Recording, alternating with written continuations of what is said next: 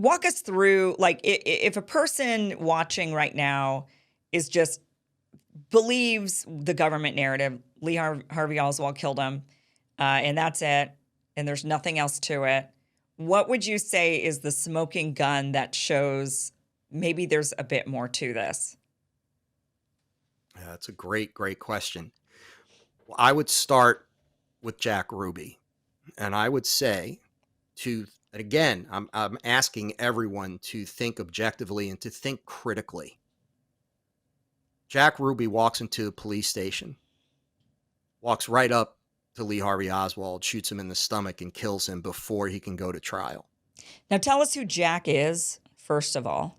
Okay, so Jack Ruby, nightclub owner, owned the Carousel nightclub in Dallas, but he was mob. He was up to his eyeballs in mob stuff. It was a mob fronted place. He was very familiar with not only the Dallas mob, but also the New Orleans mob. Him and Oswald were seen together in New Orleans. They both knew Carlos Marcello. They knew each other. Oswald and Ruby knew each other. And so Jack Ruby was this mobster, basically. Now they said, what did they do? They spin that. They say, well, he was so upset about this. He loved the Kennedy family, and he didn't want Jackie to have to endure a long trial. Okay, Okay. that they could say that. That's fine, but it doesn't make any sense. Did It's he know them? almost Did he know them personally? the Kennedys. No, not at all. So then No, why it would was he just that he care? was Okay. he was so distraught. They said and he couldn't have Jackie go through a trial. He couldn't let that happen. It was nonsense. He was obviously in the mob, and the mob. People have said over the years, did they do it? Now, that's another story. That's another whole part of this. But I think they were involved from this. They were contracted because they were very good at killing people and assassinating people. So, and the Marcellos, all the mob hated the Kennedys because they helped Kennedy get elected in 1960. And then what did the Kennedys do? They turn around. JFK hires Robert as the attorney general, and he goes right after the mob. So they were not happy with the Kennedys, to say the least. So they were more than happy to help the CIA and whoever else pull this off. So Jack Ruby, this happened. So right away, you have to ask yourself, that tells me there's a conspiracy. Yeah. Because all a conspiracy is, two or more people conspiring to do something or cover something up. Right. So there you have it. All of a sudden, it's not a theory anymore. Well, let's just you have that. Then you move forward, and people are like, wow, what's going on? People heard shots from the grassy knoll. People heard shots. They saw other people. And then you get to the Warren Commission. So the Warren Commission is put together to undertake this investigation and this fact-finding mission to try to determine what happened with JFK. Because so you have they're saying Oswald did it. Oswald, that's it. He was a Russian sympathizer. He was a communist sympathizer. He was disgruntled. He was a troubled man. None of this was true, but that was their patsy. So what happens? They set up the Warren Commission, and who did they put on the Warren Commission? Allen Dulles. Allen Dulles, who was the ex-head of the CIA, and he was the ex-head of the CIA because Kennedy had fired him after the Bay of Pigs because he was trying to manipulate Kennedy and get his way, and Kennedy was having none of it, so he fired him. Well, Allen Dulles was a sacred cow of the Cold Warriors and the Cold War. This is what I'm saying, this Cold Warrior mentality, this elitist, we can do whatever we want, and we need to do whatever we do is justified. And they wanted their wars. They wanted to invade Cuba. They wanted to go into Vietnam. These people made a ton of money out of this. So now you have a Warren Commission where Allen Dulles is on the Warren Commission. That big red flag. Yeah. And then what happens during this, they have to prove that there was only 3 shots fired because of the Zapruder film. They have to prove it was only 3 shots. If it was more than 3 shots, it was a conspiracy because there had to be more than one gunman.